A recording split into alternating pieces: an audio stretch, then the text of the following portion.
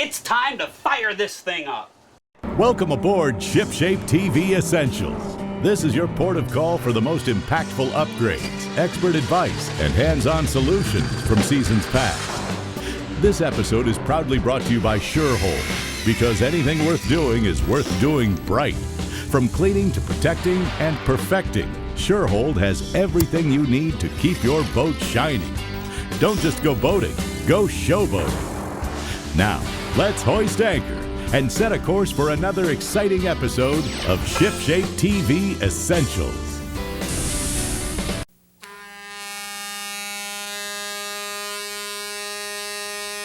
If boating's your game, then you'll agree. ShipShape is the way to be. Out on the lake or on the sea, ShipShape means trouble-free. ShipShape means being neater. ShipShape makes boat work easier. ShipShape is the way to go. The ShipShape Boat Care Show. ShipShape, South Florida's only boat improvement show, is being brought to you in part by Stella Marine, a crest above the rest. By Boat Owners Warehouse, everything marine. And by Cable Marine, where our qualified people make the difference.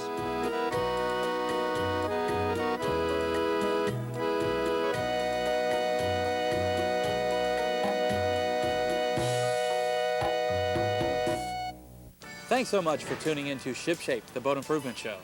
I'm John Greviskis, and this is my partner, Burt Dell. Howdy, folks. We're again on location today in Stuart, Florida, at Armstrong Nautical Products. If you didn't catch last week's show, we started the process of putting an engine bracket on the back of our 25-foot Whitewater.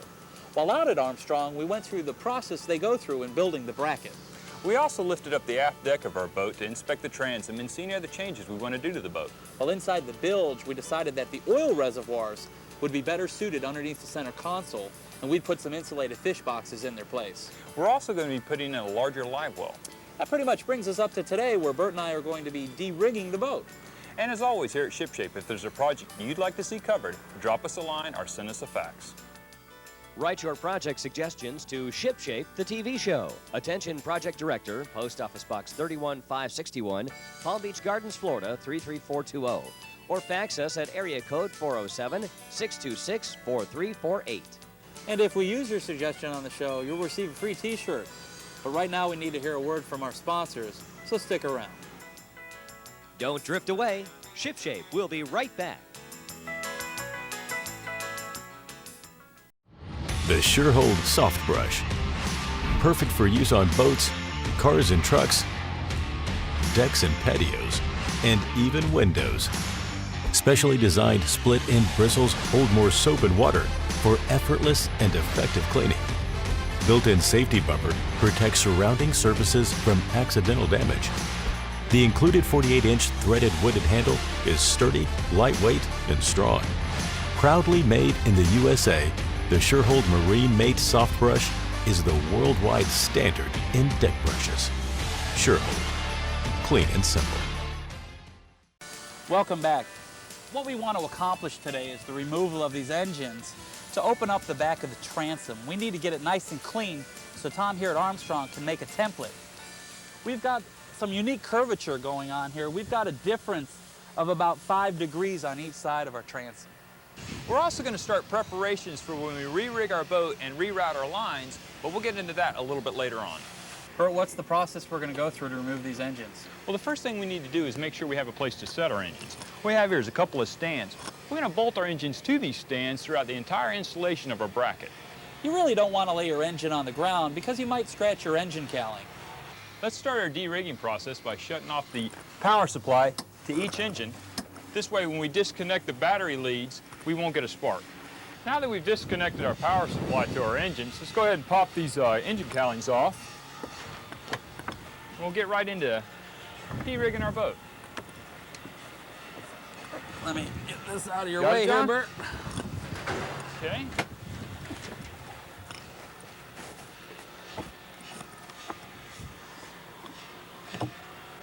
There you go. Thanks. All right, got him. All right. Disconnect our fuel supply, both of our motors. What I'm going to do first is I think I'll disconnect our throttle and control linkages. Get them out of the way. That's pretty simple. Oh yeah. To make it, you know, snap in and out fairly easy. Use a lot of spring tension and clips. This way you can just pop them out.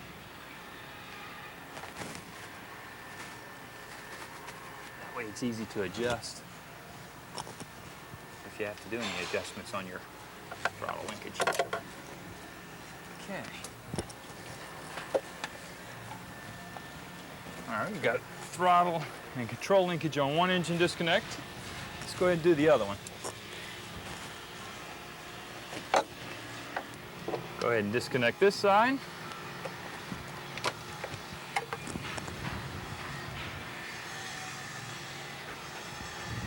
Okay, that's that one.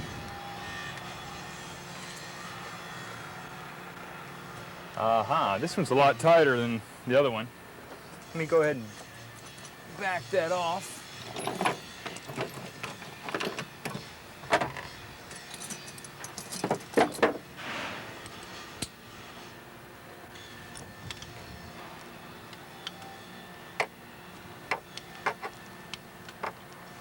Here again, you want to have some rags handy because you're going to get greasy.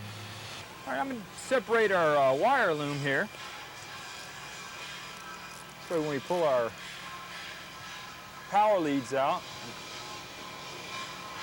be able to separate them from the harness. Get these screws back out. Go ahead and do both of them.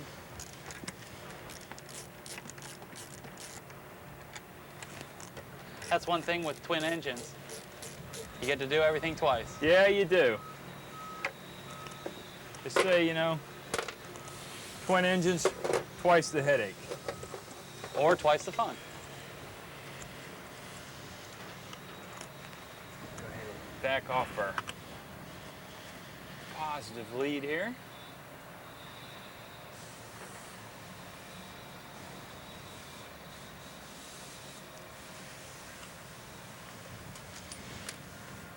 Well, I dropped my washer.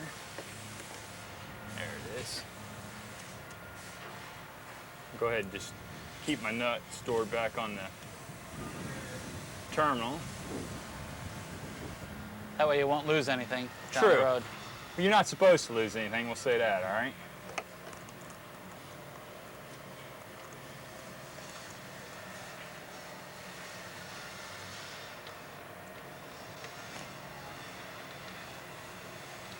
Okay, power supply is disconnected for one engine.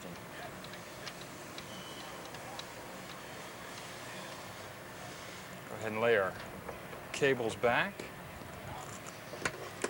We went ahead and drained the oil out of the tank just for precautionary measures. Now we're ready to disconnect the oil line itself, the air line for the oil tank so it can breathe. Go ahead and disconnect all our wires here. And your wires are color-coded on most of your engines, or I would say all your engines. So you just unplug them. Unplug your main wiring harness.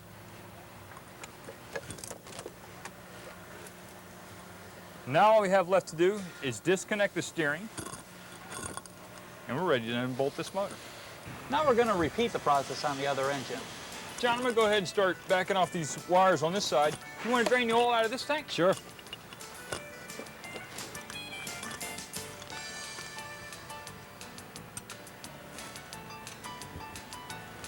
these wires backed off on this one.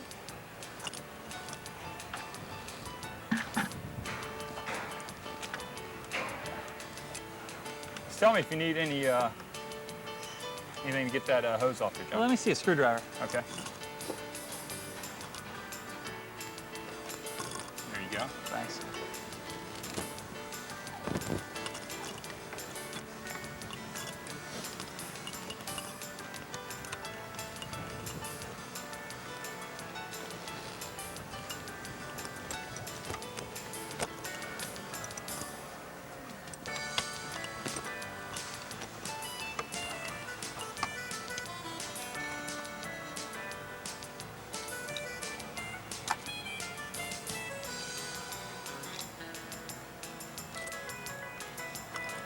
get it? Yep.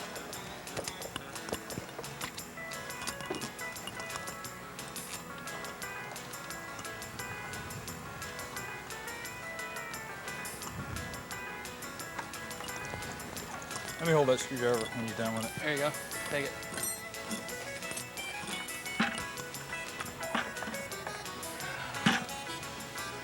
Okay, I'll disconnect the oil line from this side and our air line.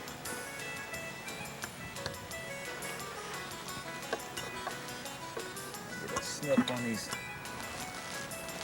tie wraps. There we go. The oil draining out? Yeah, she's coming. Don't sail away. ShipShape will be right back.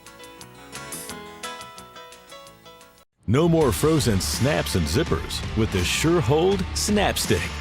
The easy-to-apply wax is specifically designed to lubricate snaps, zippers, and other mechanical fasteners that are susceptible to corrosion. Add protection and lubricate valuable parts in just a matter of seconds. Stop fighting with snaps and zippers and add a quick dab of water-resistant Sure Hold Snap Stick.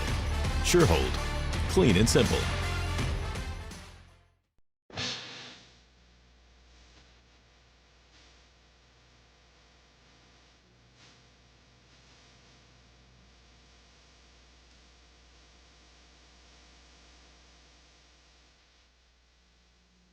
This week on Rules of the Road, we'll look at Florida's vessel registration requirements and make sure that you're in compliance. With only a few exceptions, Florida law requires that a vessel on the water must be registered if it has a motor. Out-of-state vessels in Florida waters for more than 90 days must get a certificate of registration and display a Florida decal. Your registration numbers must be at least 3 inches in height, bold block style, and of a contrasting color to the boat hull. Place them on both sides of the forward half of the hull where they can be easily seen. Display your decal on the port side next to the number and remove all expired decals. Make sure your numbers have a space or a dash between the numbers and the letters. Read the back of your certificate of registration for all the details. A federally documented vessel with a home port in Florida must obtain a certificate of registration and display a validation decal on the vessel's port side window. Keep your original certificate of registration on board at all times on the water and have it ready for inspection.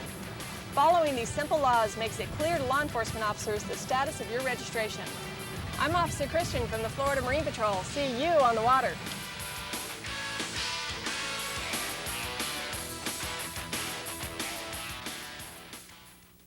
Now it's time to take off the engine.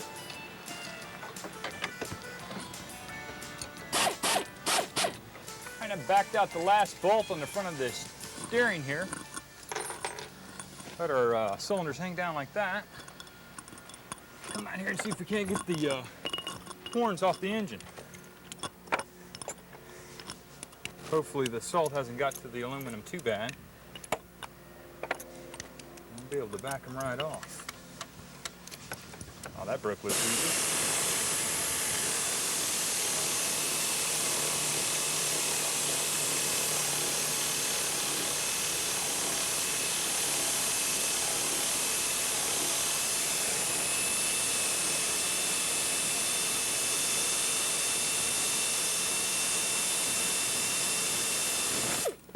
Okay.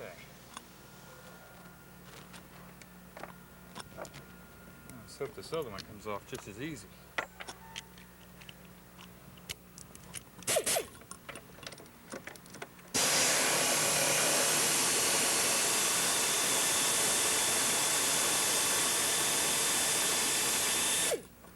All right. Piece of cake there. Yeah.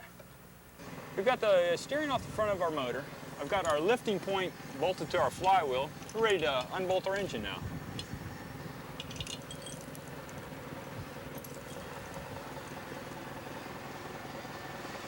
All right. Okay.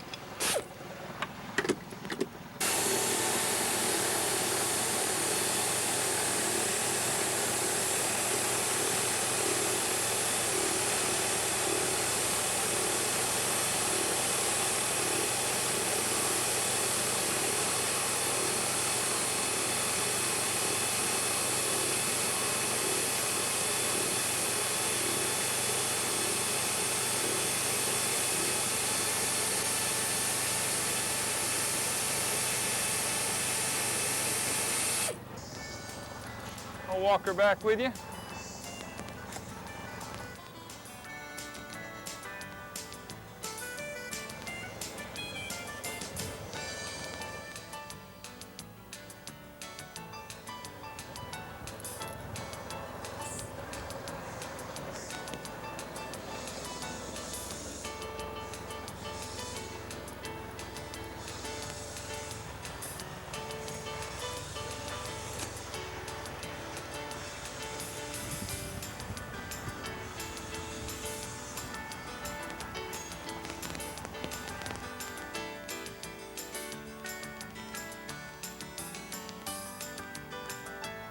Hold it. Take it up a little bit, Tom.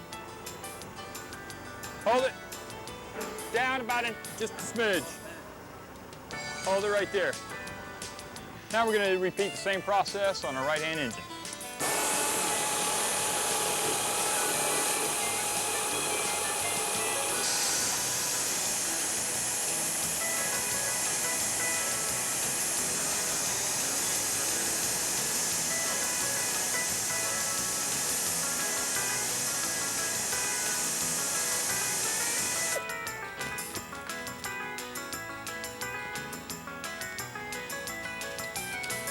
All right, Tom.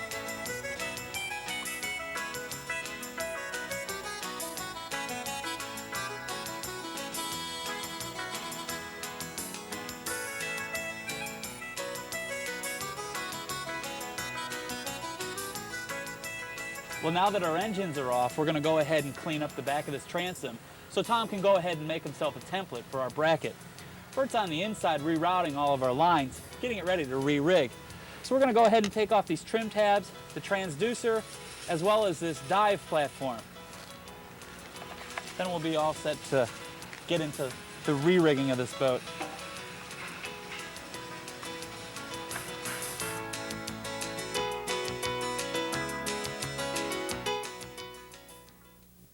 Chapman's Corner is brought to you by Chapman School of Seamanship.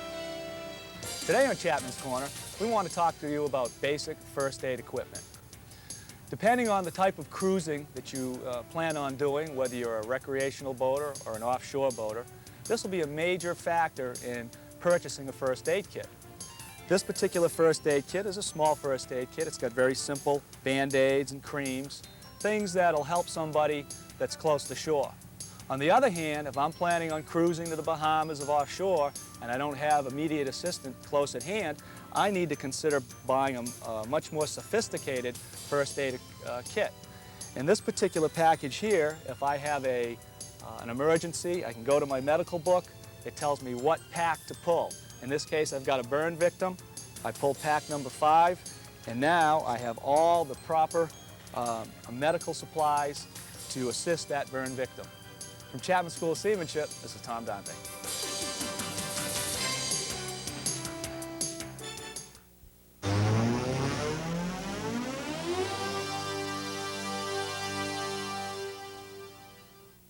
When we're talking what's hot on the water, we're talking about the Pursuit 2870 Walkaround. I'm at Stella Marine with Bob Stella, the owner of Stella Marine. Bob, thanks so much for having us out today. Always good to see you, John. Bob, this is a beautiful vessel. Can you tell us a little about it? Well, this is a new 28 Walkaround they came out with for '96. Last year they had a flush deck, and we've now fit the needs of the consumer. The consumers asked us for a Walkaround. A Walkaround, as you know, makes it very accessible for the gal, the man, anyone to handle the lines or even fish up forward on the boat. That really is so important when you're talking about that husband and wife working together. Right. The wife will sometimes get very frustrated. The husband's yelling at her. The Walkaround alleviates that. It's totally eliminated. Well, it's a lot of fun sometimes fighting a fish if you don't want to work them with the engines to walk around the boat and fight them. Sure. So it makes it easy also if you got a rod in your hand. You know, this boat has a big cockpit to it, very deep cockpit. We're standing in it now. Right. Transom door. It's got that integrated transom. So if you do catch the big wahoo, or if you do catch the big sailfish or marlin or whatever, you can bring it in. You can bring it in. If you get into a bunch of dolphin or schoolies and you get 4 men fishing on the boat, which is not unlikely. Right. You know, you can have 2 men in the cockpit, 2 men can be walking up on the bow, and they can be spread out pulling in their fish.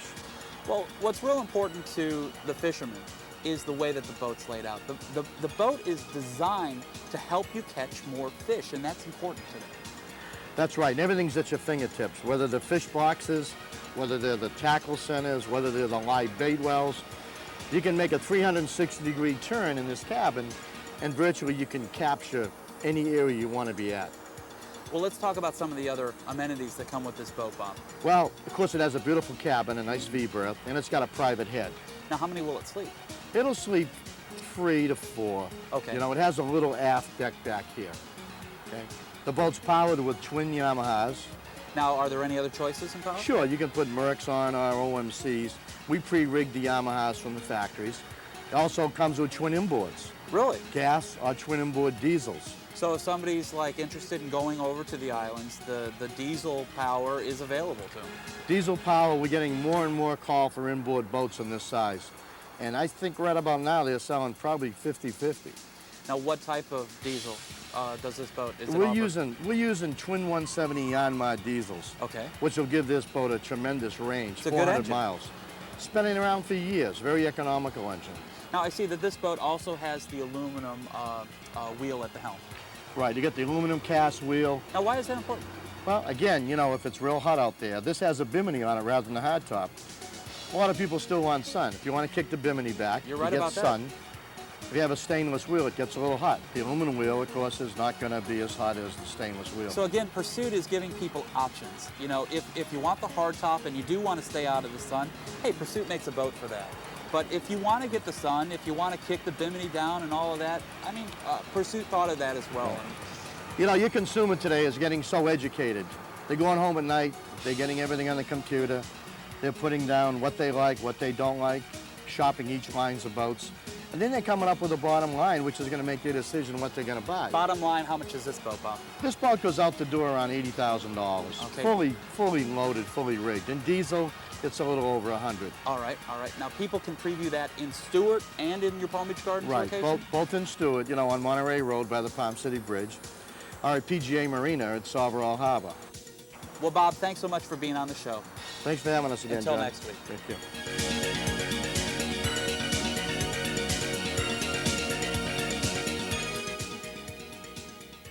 Well, that's all the time we have for today's show. I hope you enjoyed it. And be sure to tune in next week when we get into laying out our fish boxes and our live well. Thanks for tuning in, guys. See ya. If boating's your game, then you'll agree. Ship shape is the way to be. Out on the lake or on the sea, ship shape means trouble free. Ship shape means being